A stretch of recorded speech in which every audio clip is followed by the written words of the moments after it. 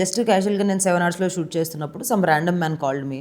I pick the call. అప్పట్లో call ఎత్తినాము movie and of course ఎవరికైనా మూవీ వచ్చిందంటే హ్యాపీగానే ఉంటుంది. చిన్నపిల్ల నేను అప్పుడు 21 ఇయర్స్ 22 ఇయర్స్ ఓల్డ్ అయ్యాను. సో చేద్దాం అనేది ఇంట్లో ఉంటే ఇట్లా ఫామ్ హౌస్కి రావాలి అని అన్నారు.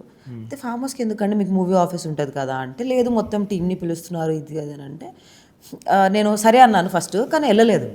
సాయంత్రం కాల్స్ ఎత్తలేదు వాళ్ళది, అండ్ వాళ్ళు కూడా నన్ను ఏం ప్రెజర్ చేయలేదు.